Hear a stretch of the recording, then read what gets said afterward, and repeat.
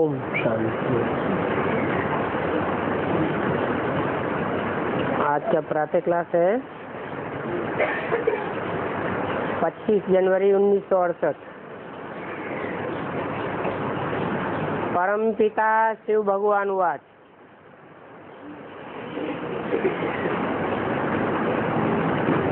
ये तो बच्चों को समझाया गया है, श्री कृष्ण को परम पिता व भगवान नहीं कहा जा सकता है। क्यों? क्योंकि कृष्ण एक तो प्रिंस है, बच्चा है,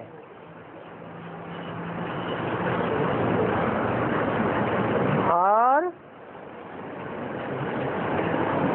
कृष्ण को कलाओं में बांधा जाता है। 16 कला संपूर्ण है। भगवान तो कलातीत है, कलाओं से परे है। वो तो ज्ञान सूर्य है। सूर्य को कलाओं में नहीं बांधा जा सकता।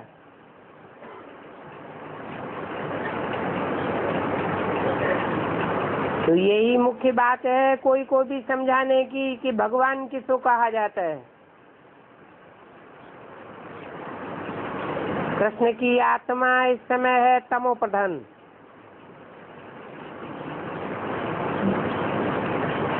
उनके लिए भगवान वाचक है। तो बताओ ये तमो प्रधान क्या सुनावेंगे? और इस समय तो है ही रावण राज्य। रावण राज्य के मनुष्य राम राज्य कैसे स्थापन करेंगे? मनुष्यों की बुद्धि ही मारी हुई है, पत्थर बुद्धि है, और पत्थर बुद्धि कहने से भी बिगड़ पड़ते हैं, क्योंकि क्रोध है ना। जब किसको समझाया जाता है तो उनसे ये पूछना चाहिए, अभी राम राज्य चल रहा है या रावण राज्य चल रहा है? एक राम की मत चल रही है या अनेक सिरों वाले रावण की मत चल रही है? गांधी जी की भल महिमा करते हैं, परंतु ऐसे थोड़े ही कहेंगे कि गांधी राम राज्य स्थापन करके गए और ही रावण राज्य गहराता जाता है। दिन प्रतिदिन हंगामे बढ़ते जाते हैं। राम राज्य में तो कितनी सुख शांति थी। राम राज्य का तो कितना गायन है। इस राज्य को राम राज्य थोड़े ही कहेंगे। मनुष्य समझते हैं इतनी बत्तियां हैं, एरोप्लेन हैं, बड़े बड़े महल बनते जाते हैं, मल्टी स्टोरी बिल्डिंग्स बनती जाती हैं, इसलिए इनको ही राम राज्य कहा जाता है। अब इन बातों को समझाना भी बड़ी डिफिकल्टी है। तब ही बाप कहते हैं कोटों में कोई और कोई में भी कोई। भक्ति मार्ग में तो सभी जाकर के सुनते हैं। वहाँ कोई चुनाव की बात नहीं है, कोटों में से कोई और कोई में से कोई।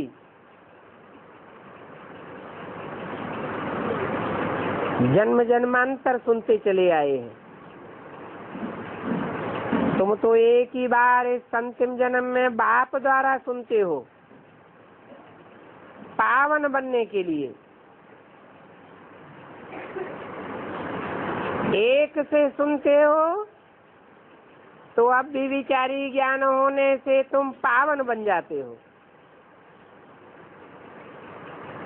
वो तो जन्म जन्मांतर अनेक मनुष्य गुरुओं से सुनते आए।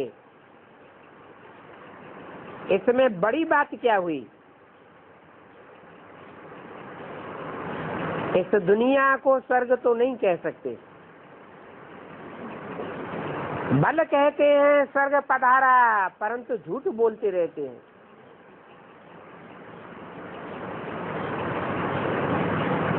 जन्म जन्मांतर झूठ बोलते आए हैं। स्वर्ग तो बहुत छोटा होता है, वहाँ एक राज्य होता है, एक धर्म होता है। ये दुनिया तो है ही रावण राज्य, आसुरी राज्य है। तो बाप को ही आकर के दैवी राज्य स्थापन करना है, जरूर आना पड़े। तो समझाना चाहिए हम रावण संप्रदाय के हैं। राम संप्रदाय तब होते हैं जब थोड़े मनुष्य होते हैं, और थोड़े मनुष्य नई दुनिया में होते हैं। वो दुनिया अभी तो नहीं है, अभी वो नई दुनिया स्थापन हो रही है। सतयुग तब कहा जाए जब देवताओं का राज्य हो। ये समझने में भी बड़ी विशाल बुद्धि चाहिए। पहले तो बाप को जाने,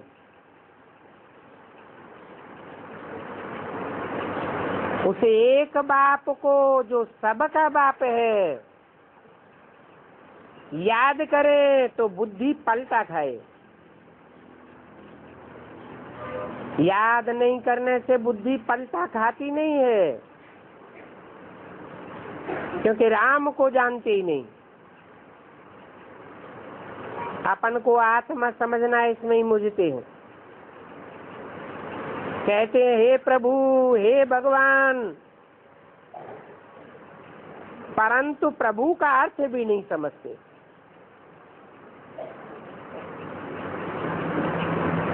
प्रभु का अर्थ ही है प्रकट रूपेण भूयते। भू माना प्रत्यक्ष होना, जन्म लेना। ऐसा प्रकट जन्म और कोई ले नहीं सकता।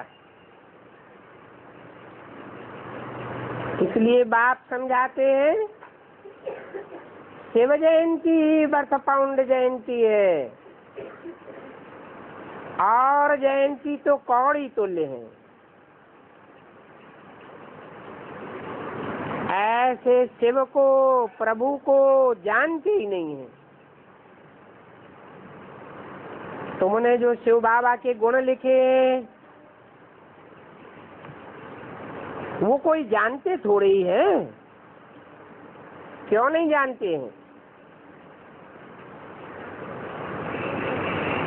32 किरणों वाले चित्र में शिव बाबा के गुण लिखे हुए हैं।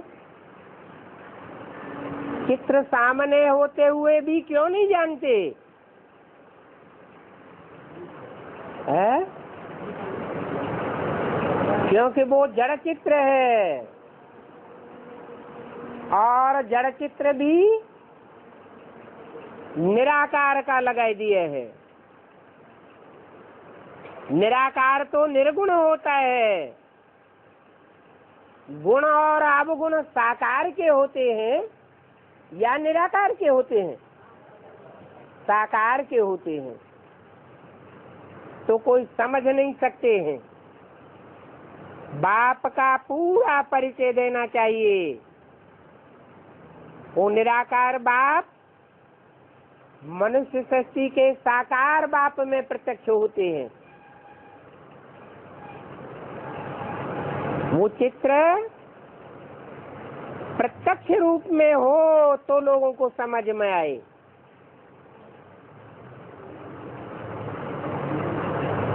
कृष्ण के भी ऐसे गुण बनाने चाहिए।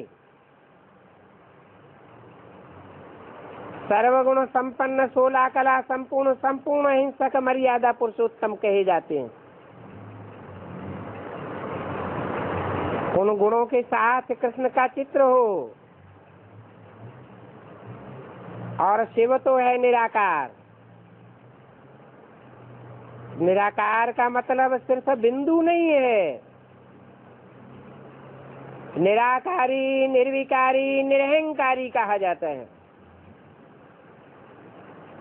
निर्विकारी तभी साबित होगा जब साकार शरीर में होते हुए भी कोई विकृति पैदा न हो, और निरहंकारी भी तब साबित होगा जब देह में रहते हुए भी देह का कोई अहंकार न हो।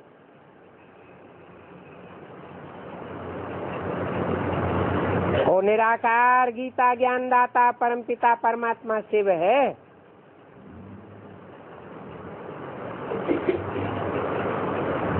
अभी शिव बाबा की महिमा का ये चित्र बनाया है।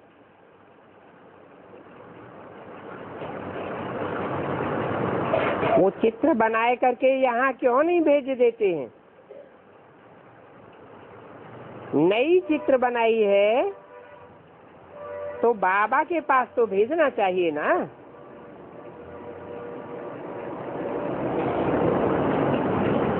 नहीं भेजते हैं तो समझते हैं कि इनकी अल्प बुद्धि है।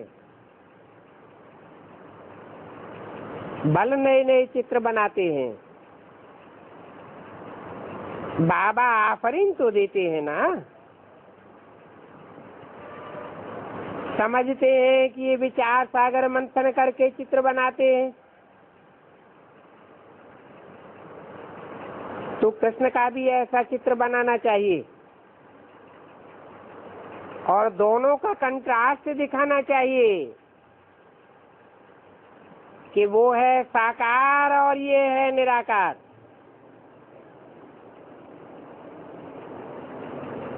परंतु भगवान तो साकार होता नहीं।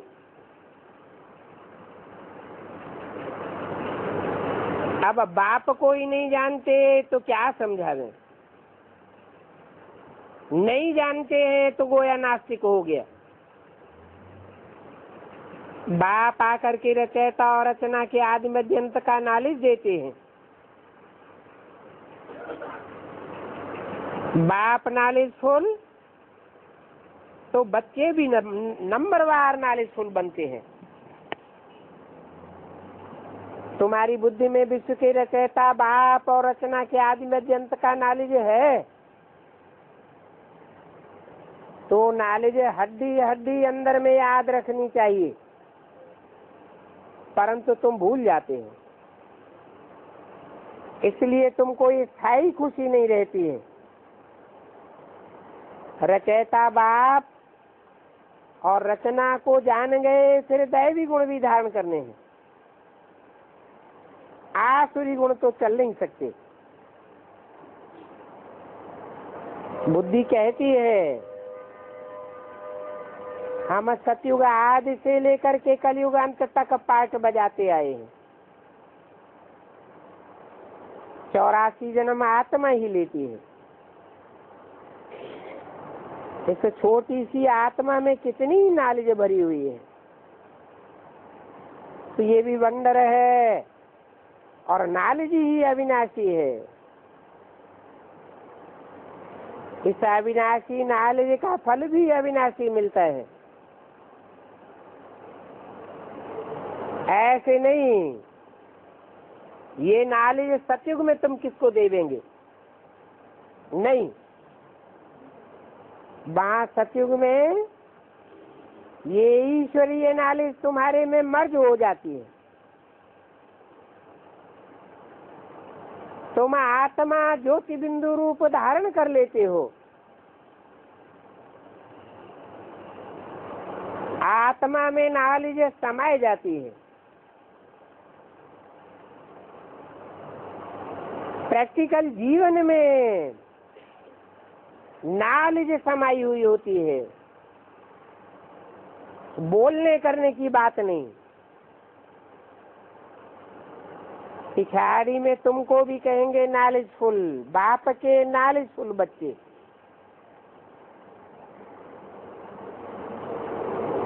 सब में तो फुल नॉलेज नहीं होगी, नंबरवार आते हैं। जिसमें जास्ती नॉलेज होगी वो ऊंचे पद पाएंगे। उस पढ़ाई में भी ऐसे होता है, कोई गवर्नर बनते हैं, कोई प्रीवी काउंसलर बनते हैं,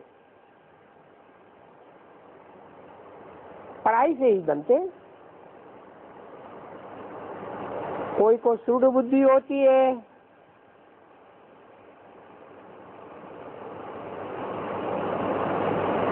कोई की डल बुद्धि होती है। समझना चाहिए हमारी बुद्धि डल है, जिसके कारण हम इतना पढ़ नहीं सकते, पढ़ाई पूरी नहीं पढ़ सकते हैं तो पद भी कम हो पड़ेगा। बाप तो है ही निराकार, उनसे कैसे पूछ सकते हैं? जरूर साकार से पूछना पड़े।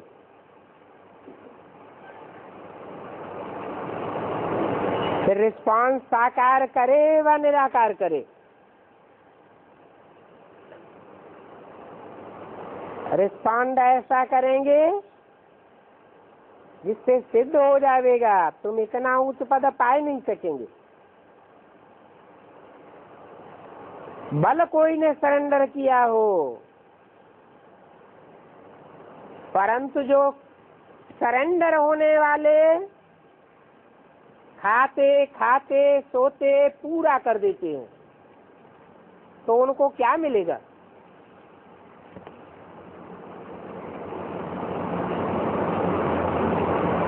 25 जनवरी 68 की वाणी का दूसरा पेज।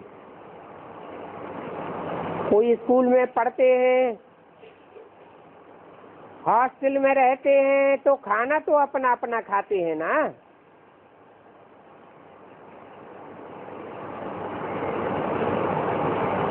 सारा पैसा पहले से ही जमा कराए देते हैं।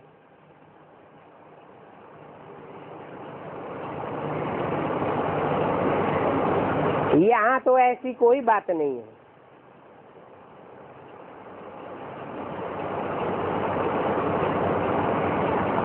सर्विस कुछ करते नहीं है, खाते ही रहते हैं, तो पद क्या होगा? बल घर में रहते हैं, बाप के घर में रहते हैं, परंतु माला में थोड़े ही पिरोए जावेंगे।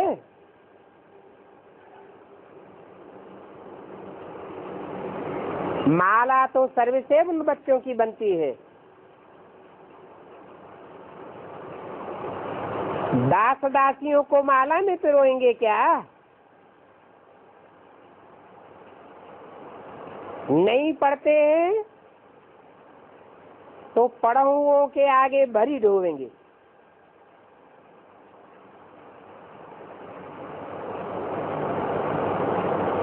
राजाई घरानों में दास दासियों पर बड़ा हुक्म चलता है, तो हर एक के पुरुषार्थ से देखा जाता है। बाप के घर में कोई तो ऐसे हैं कुछ भी पुरुषार्थ नहीं करते, सिर्फ खाते पीते और सोते रहते हैं। अगर कुछ दिया है तो उससे भी जास्ती खाते पीते रहते हैं, तो ये यज्ञ का बोझा चढ़ जाता है। बाहर में जाकर सर्विस करनी चाहिए। जैसे प्रेम प्रकाश बच्चा गया है,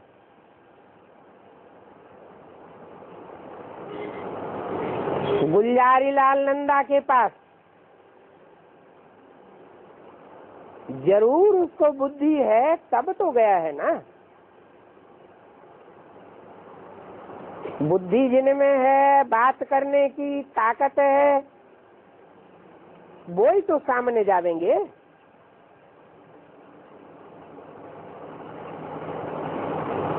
क्योंकि आसुरी संप्रदाय है माया के मुरीद।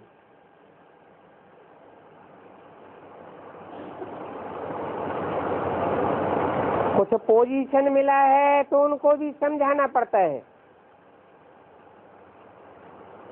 फिर भी गवर्नमेंट है,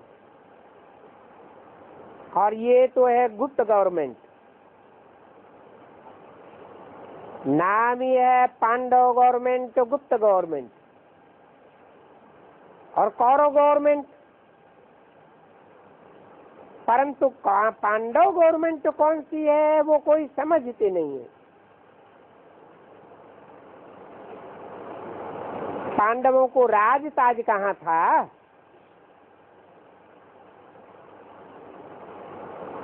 कौरव गवर्नमेंट को भी राज ताज नहीं है।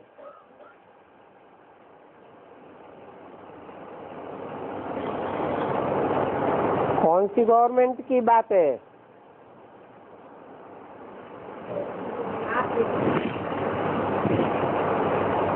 बाहर की जो कौरव गवर्नमेंट है उसके पास ताज तो नहीं है,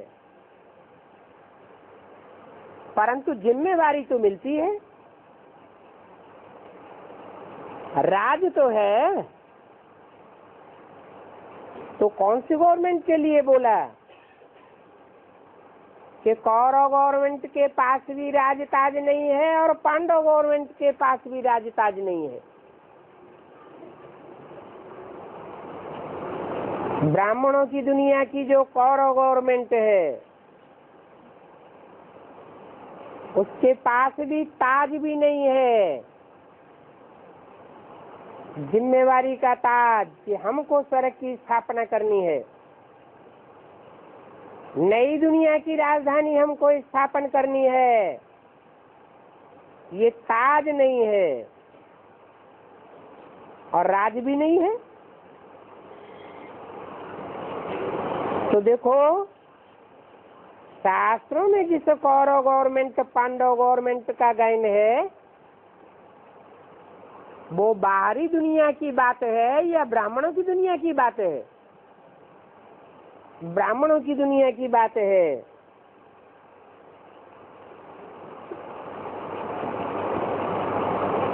ताज ही नहीं तो उनको राज्य कैसे कहेंगे? ताज वालों को भी प्रजा बनाए दिया है। ये भारत की ही बात है। बाहर में कितने किंग्स शाहनशाह आदि थे,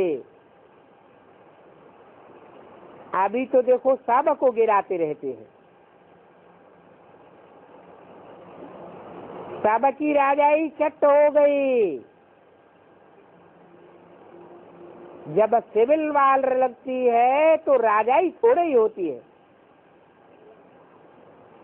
मनुष्य मनुष्य में लड़ते रहते हैं। आगे राजाएं होते थे, सेना के साथ लड़ते थे। अभी सेना तो है नहीं, तो मनुष्य मनुष्य में ऐसे लड़ पड़ते हैं। अभी तो ये है फाइनल सिविल वार। तुम किसको भी चित्र पर समझाओ कि जब ये सतयुग था तो सिर्फ देवी देवता धर्म था, और ये सृष्टि रूपी झाड़ बहुत छोटा था। फिर जरूर वर्ल्ड की हिस्ट्री ज्योग्राफी रिपीट होनी चाहिए। अभी राम राज्य स्थापन होगा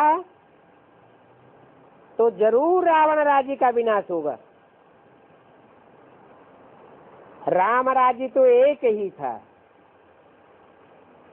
राम भी एक ही था, और रावण राज्य अनेक हैं तो रावण के सर भी अनेक हैं। पहले एक ही धर्म था। अभी रावण राज्य है तो मांगते रहते हैं राम राज्य हो। पीस हो, परंतु पीस कब थी दुनिया में? साथ में ये चित्र जरूर ले जाना चाहिए। चित्र दिखावेंगे तो झट समझ जावेंगे। ये चक्र वाला चित्र बड़ा क्लियर है। दाईं ओर राम राज्य और बाईं ओर रावण राज्य। दाईं ओर के राम राज्य में देवताएं जब 8 कला से नीचे हो जाते हैं सुख भोगते भोगते, तो बाईं ओर चले जाते हैं, वाम मार्ग में चले जाते हैं। बायां हाथ है अशुद्ध हाथ, दाएं हाथ से शुद्ध काम किया जाता है। तो नई दुनिया थी दाईं ओर और पुरानी दुनिया बनती है बाईं ओर, वाम मार्ग में। अभी तो पुरानी दुनिया रावण राज्य है। कितने ढेर मनुष्य हैं। ये चित्र आगे रखने से, समझाने से झट समझ जाएंगे। कहेंगे ये बातें तो ठीक हैं, अभी हम तो रावण राज्य में हैं, राम राज्य अभी कहाँ है? कोई कोई एमपी भी कहते हैं रावण राज्य है, परंतु फिर पूरा समझते नहीं है।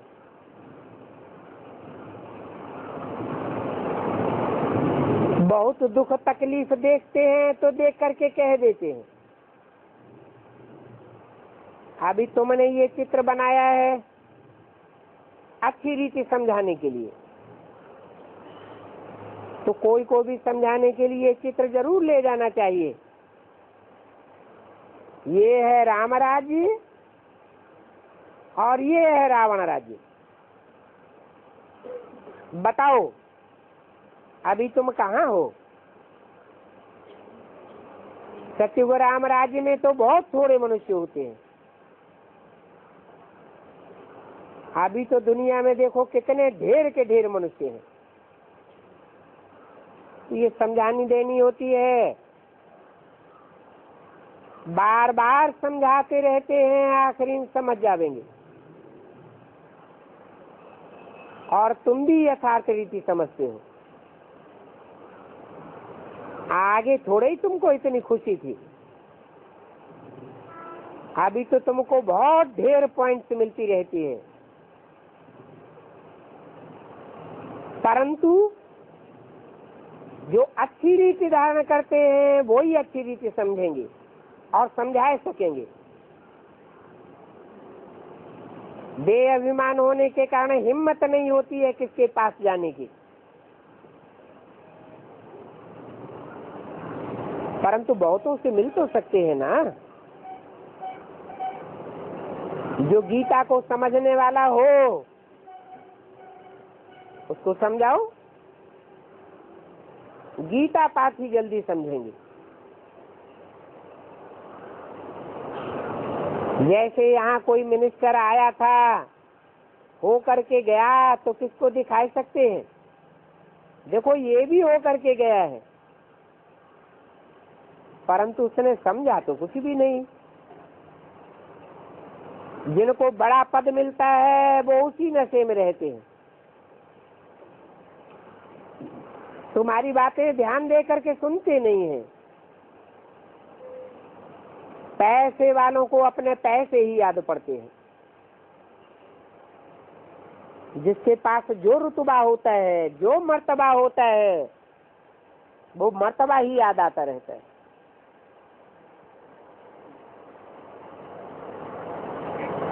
यहाँ तो कहा जाता है इस देहभान से अलग हो जाओ। शरीर अलग है और अपन को आत्मा समझो और बाप को याद करो।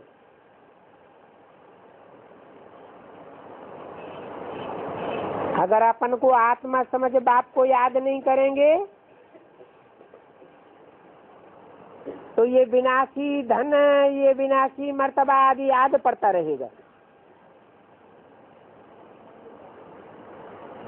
इस पुरानी दुनिया में तुम बच्चों का तो कोई भी मान मर्तबा पोजीशन नहीं है। अभी तुम संगम पर खड़े हो, कोई ने किनारा छोड़ा है। देह और देह के संबंधों से, देह के पदार्थों से, इस दुनिया से नाता तोड़ा है। कोई ने नहीं तोड़ा है, नंबरवार है। समझते हम अभी जा रहे हैं। अगर किनारा छोड़ दिया तो फिर ये सब कुछ भूलना होता है। कितना भूल जाएं जो देह के संबंध कुछ भी याद न रहे। ये नई सृष्टि रची जाती है, ये तो संबंध ही सिंपल है। नई दुनिया में कोई ढेर के ढेर संबंध थोड़े ही होंगे। सिर्फ बाप और बच्चे, इसका फाउंडेशन अभी पड़ता है। बाप बताते हैं तुम सभी आत्माएं भाई भाई हो, मैं तुम सबका बाप हूँ। तो देखो कितना छोटा संबंध है, दूसरा कोई संबंध नहीं। सभी वंडर खाते हैं कि ये ज्ञान फिर कहाँ से आया, ऐसा तो हमने कब सुना नहीं। ब्रह्मा के चित्र पर भी खिट खिट करते हैं। दिखाना चाहिए, इनको तो ऊपर भी दिखाते हैं और नीचे भी दिखाते हैं, क्योंकि ये 84 जन्म लेने वाला खड़ा है।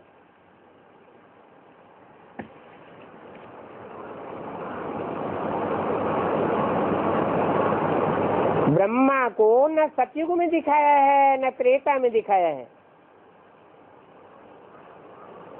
वहां तो देवताओं का राज्य होता है। तो हम ब्रह्मा को न भगवान कहते हैं न देवता कहते हैं। देवताओं को तो दाढ़ी मूछ नहीं दिखाई जाती है, दाढ़ी मूछ मनुष्यों को होती है। मनुष्यों का मन चंचल होता है। जिनका मन चलायमान होता है उनको मनुष्य कहा जाता है। समझाने की बहुत युक्तियां हैं, परंतु हमारे बच्चों की ही बुद्धि में नहीं है। 25 जनवरी 68 की वाणी का 3रा पेज। कोई तो ऐसे हैं कुछ भी नहीं जानते। खान पान चलन जैसे जानवरों मिसल है। तो समझना चाहिए दैवी गुण हमारे में नहीं है, तो औरों को कैसे समझा देंगे। सिर्फ शिव बाबा कहना सीखे हैं, वो तो छोटे बच्चे भी कह देते हैं। अच्छा महारथी इतना सर्विस पर निकलते ही नहीं है। जिनमें ज्ञान कम है वो भी सर्विस फील्ड पर चले जाते हैं। तो बाप कहते हैं ये कोशिश तो करते हैं, वो भी अच्छा है। ये सेवा है, सच्चा नामदान। वो तो भक्ति मार्ग में नामदान करते हैं, उससे कोई फायदा तो होता नहीं है। शिव बाबा का परिचय देना ये नामदान हुआ ना। भक्ति मार्ग में नाम की बहुत महिमा है, परंतु जानते नहीं है कि नाम कैसे बाला होता है, कैसे बाला होता है।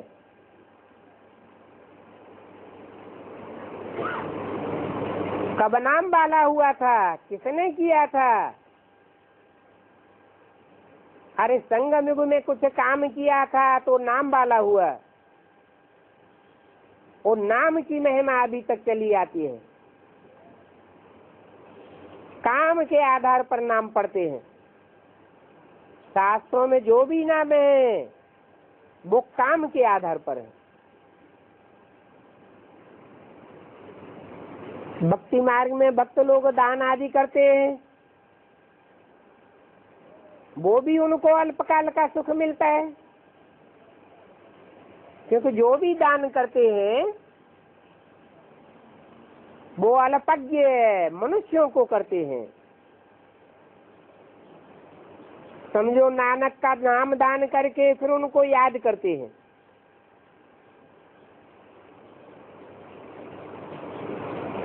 और मित्र संबंधियों आदि से बुद्धि निकाल कर उनको याद करते हैं। समझते हैं ये गुरु है। अब तो देखो पिछाड़ी आकर के हुई है, तो तुमको भी कह देते हैं तुम भी कोई अपना संप्रदाय स्थापन कर रहे हो।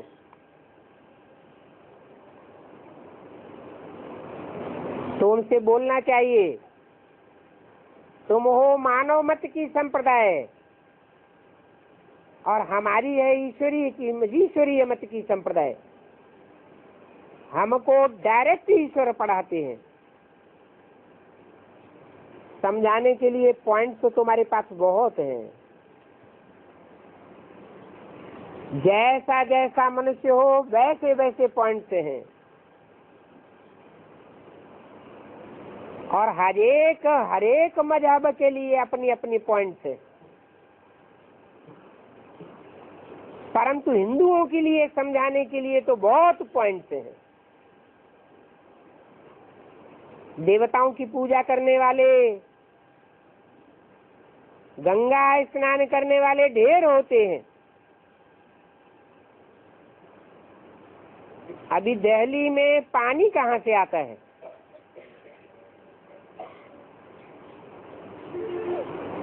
दिल्ली में जो भी पानी आता है वो गंगा यमुना का ही पानी आता है। फिर फर्क क्या रहा? पानी माना ही पानी। ये पानी में स्नान करना सारी अंधश्रद्धा है।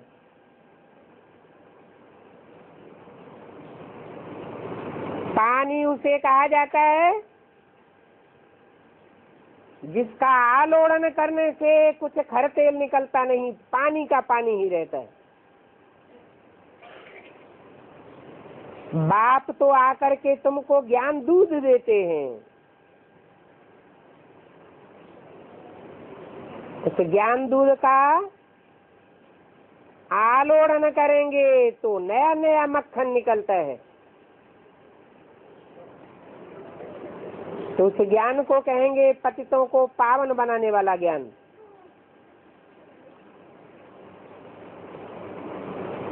जो गंगा या जमुना स्नान करने जाते हैं उनसे बोलना चाहिए तुम्हारे पेट में तो रोज वही पानी जाता है गंगा यमुना का, परंतु ऐसे कोई समझाने वाले दूरंदेशी नहीं है। इनको कहा जाता है पत्थर बुद्धि, जानवर बुद्धि। इलाहाबाद में नदियों का कितना मेला लगता है। अब वहाँ जो भी आते हैं मेले में अपना गंगा जल भर कर ले जाते हैं।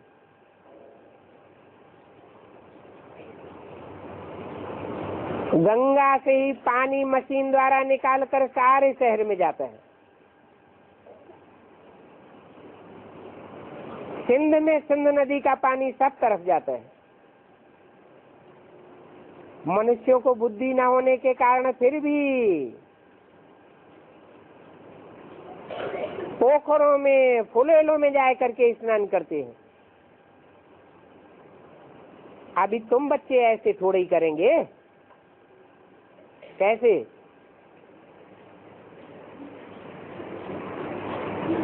जिसको ज्ञान सागर मिल जाए वो सागर में स्नान करना छोड़ करके नदी नालों में, पोखरों में, तालाबों में स्नान क्यों करेगा?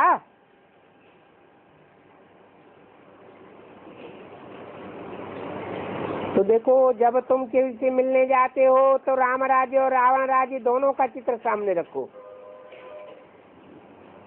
और उनसे पूछो अभी कौन सा राज्य है। इस राम राज्य और रावण राज्य की तिथि तारीख भी लिखी हुई है। संवत 1 से लेकर के 25,000 वर्ष तक राम राज्य और बाद में 2500 वर्ष तक रावण राज्य होता है।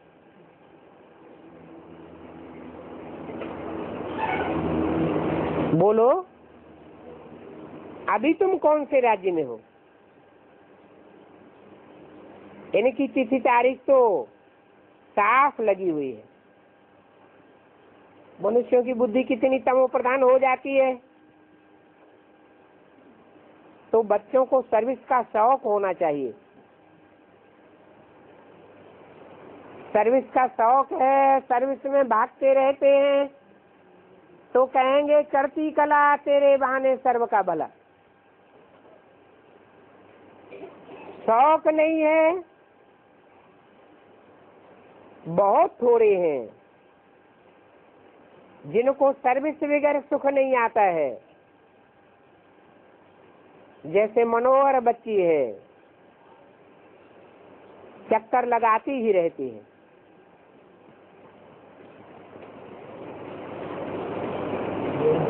कहाँ भी जाने में डरती नहीं है।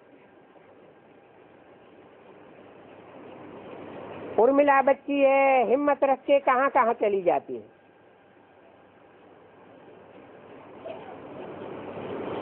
फिर सर्विस के साथी भी मिल जाते हैं। नए नए गांवों में जाकर के सर्विस करती है,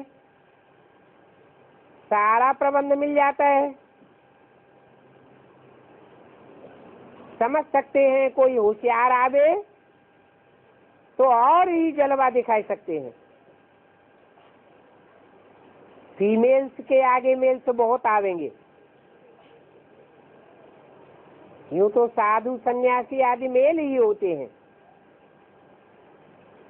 उन्हों के आगे फीमेल से जाती है। माता को मदद मिल जाती है। तुम सुनाते ही ऐसी बातें हो जो और कोई सुना ही नहीं सकता। आगे चल करके बहुत निकलते जाएंगे। अभी देखो बहुत फंसे हुए हैं, ज्ञान धारण नहीं करते हैं तो वो भी जैसे फंसे हुए हैं।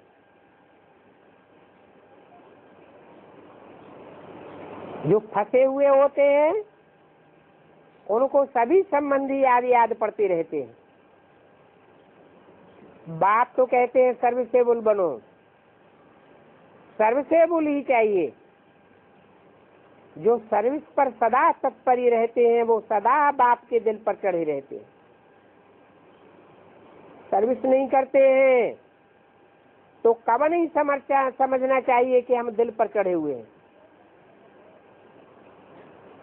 सर्विसेबल बच्चों को ही बाप याद करते हैं। और जो जितनी सर्विस करते हैं नंबरवार सर्विसेबल है ना, तो नंबरवार पुरुषार्थ संसार याद करने वालों को बाप बहुत याद करते हैं। बाप को कितना तरस पड़ता है। मैं परम धाम से आया हूँ पुरानी दुनिया में, बाप ही पतित पावन है और आते भी पतित दुनिया में है, परंतु पतित दुनिया वाले अपन को पतित समझते नहीं है। जब बाप आकर के राजयोग सिखावे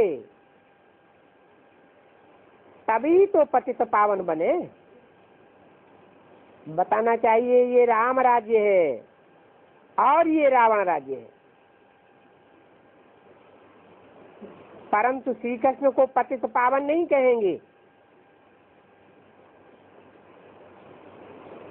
वो श्री कृष्ण तो पुनर्जन्म में आते रहते हैं।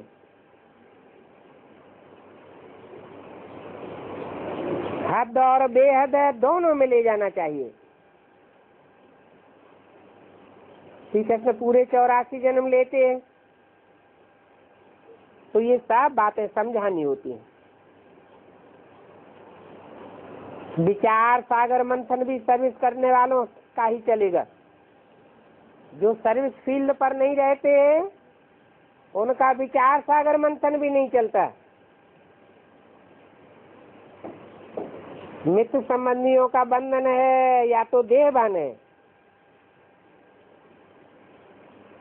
इसलिए वो देह के संबंध ही याद आते रहते हैं। देही अभिमानी हो तो एक बात ही याद रहे, सबको आत्माभिमानी बनने का ही पुरुषार्थ करना है। परंतु कोई ये पुरुषार्थ आगे करेंगे, कोई पीछे करेंगे। जो पहले पहले पुरुषार्थ करके आगे बढ़ जाएंगे वो बहुत फायदे में रहेंगे। नहीं तो धर्मराज की सजाएं खा करके आत्मिक स्थिति धारण करनी पड़े। देह अभिमानी देह को ही याद करते हैं, बल शिव की पूजा करते हैं, परंतु समझते थोड़े ही हैं। तुम तो ऑक्यूपेशन को जानते हो। अच्छा, मीठे मीठे रूहानी बच्चों को रूहानी बाप दादा का याद प्यार, गुड मॉर्निंग और नमस्ते, ओम शांति।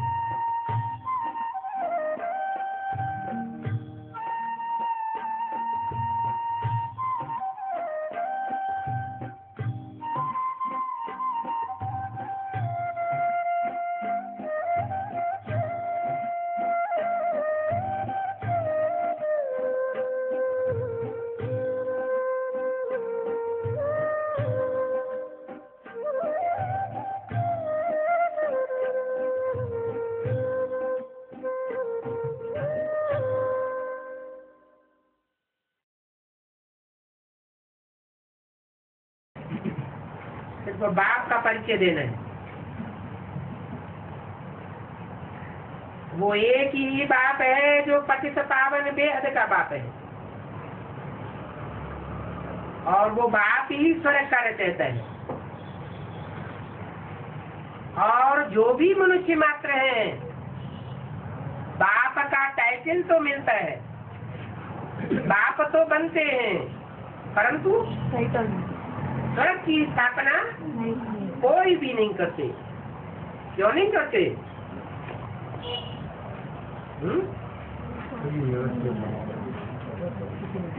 क्योंकि कोई भी बाप नहीं है दुनिया में। बाप तो बहुत हुए हैं। इब्राहिम, बुद्ध, क्राइस्ट, गुरु नानक तो बड़े से बड़े बाप की कैटेगरी में हुए हैं। 150-200 करोड़ क्रिश्चियंस क्राइस्ट को बाप माने बैठे हैं, परंतु उन बापों में से कोई भी बाप ऐसा नहीं है जो सदैव स्थिति में रहने वाला हो। इसलिए वो कोई भी स्वर्ग की स्थापना नहीं कर सकते। ये एक ही बाप है जो सदैव स्थिति में रहने के कारण सदाशिव कहा जाता है, और वो ही स्वर्ग की स्थापना करता है। हम उनके बच्चे आपस में बदलते हैं, तो हमको जरूर स्वर्ग का वर्षा होना चाहिए।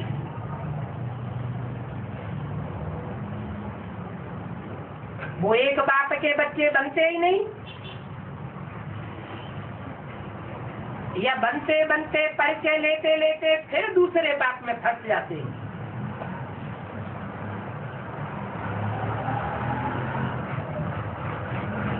तो स्वर्ग में कैसे जाएंगे?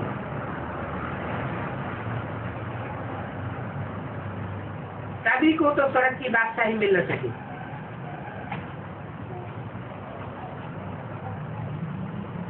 इसलिए बाप सब धर्म खंडों में नहीं आते हैं।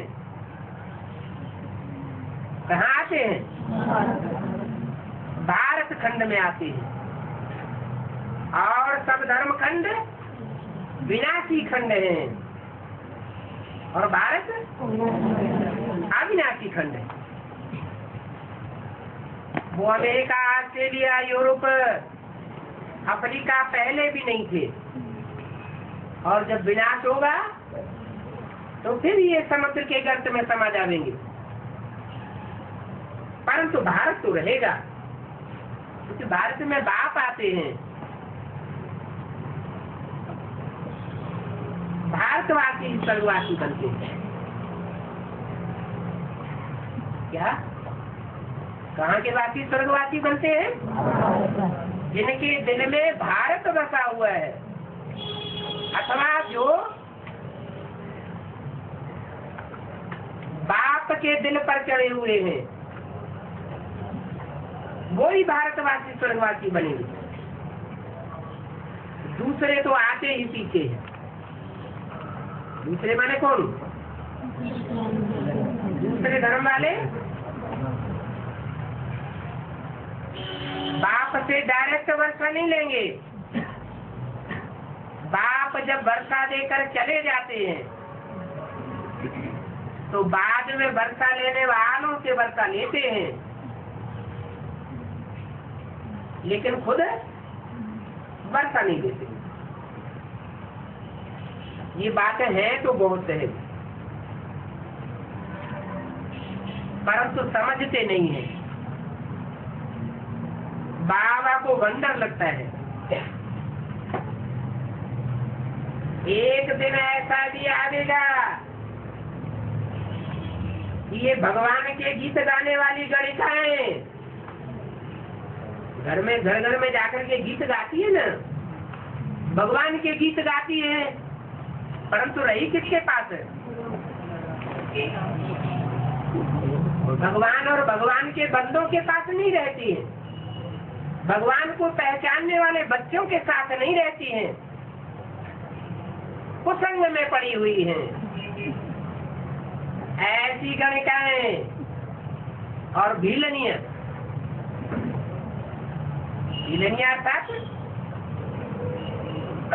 पेड़ों के जंगल में रहने वाली शूद्राणियां, वो भी आकर के समझ जाएंगी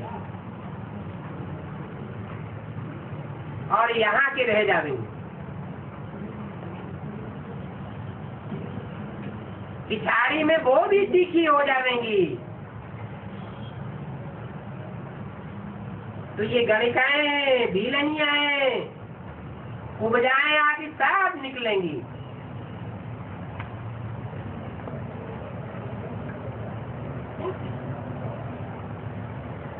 हो सकता है गवर्नमेंट इनों के अड्डे निकलवा इकट्ठा कर दे। क्या गणिकाएं जो भगवान के गीत गाती है, परंतु भगवान को और भगवान के बच्चों को पहचानती नहीं है। गवर्नमेंट क्या करेगी? इनके अड्डों को निकलवा के इकट्ठा कर देगी। फिर वहां भी जाकर के कोई अच्छे सर्विस करेंगे। सर्विस कर सकते हैं, परंतु बच्चों में बहुतों को तो लज्जा आती है।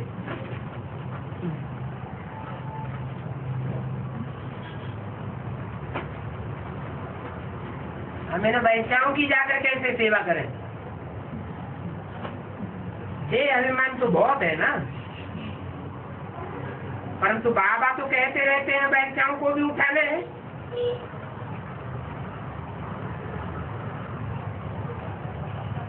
ये है ही वैश्यालय। और भारत का नाम भी बदनाम किसने किया है? अरे अखबारों में, रेडियो में, टीवी में भारत का नाम बदनाम किसने किया है?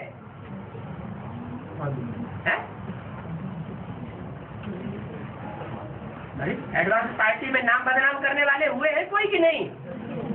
जिन्होंने बाप का नाम बदनाम किया है, ये वैसे हैं। इन्होंने बाप का नाम बदनाम किया है। भारत का नाम भी इन वैश्यों ने ही गिराया है।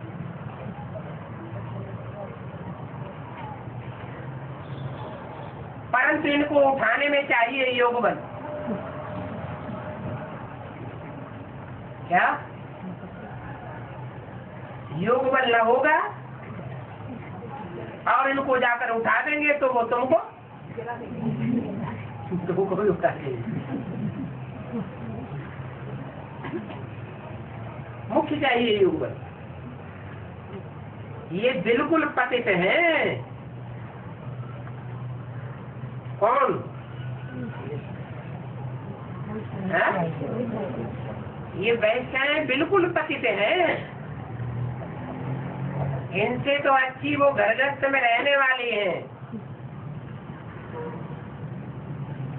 हमसे कम एक में तो बंधी हुई है। तो पावन बनाने के लिए याद की यात्रा चाहिए। अभी वो याद का बल बहुत कम है। इन वैश्याओं को भी आत्मा समझ करके उठाओ।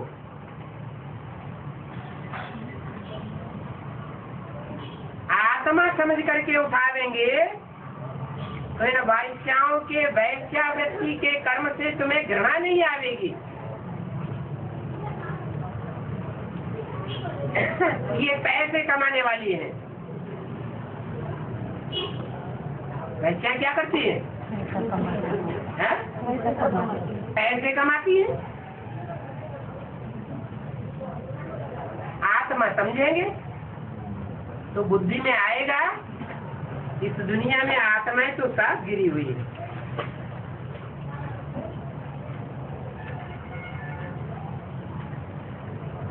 जो गिरी हुई आत्माएं हैं उनके लिए सामान्य व्यक्ति को घृणा आती है।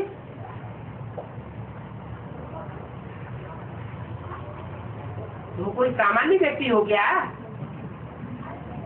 बेहद बाप के बेहद बच्चे हो कि सामान्य व्यक्तियों में से हो? तुमको तो कोई से भी घृणा नहीं आनी चाहिए। ये वैसे हैं नंबर 1 पतित।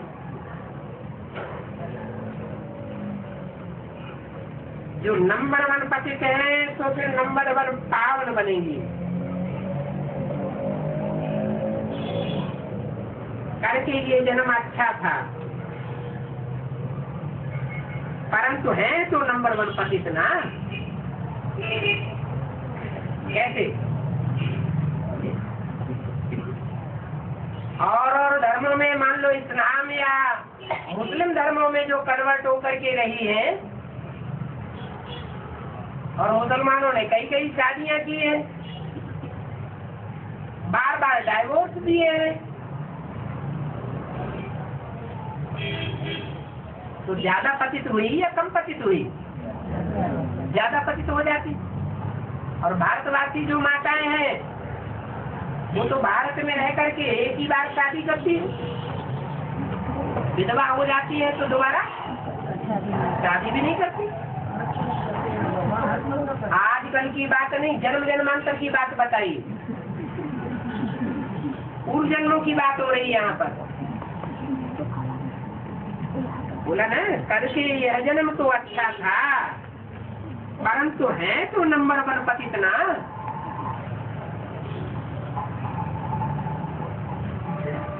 तो इन गणिकाओं को भी उठाना है।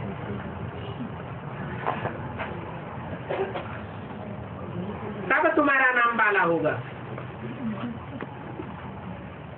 क्या तुम्हारा नाम कब बाला होगा? जब इन गणिकाओं को भी उठा लेंगे। अपन को आत्मा निश्चय कर बोलेंगे कि हम भाई भाई को समझाते हैं, तो तुमको घृणा नहीं आवेगी, परंतु अभी वह कुछ अवस्था नहीं है। ओम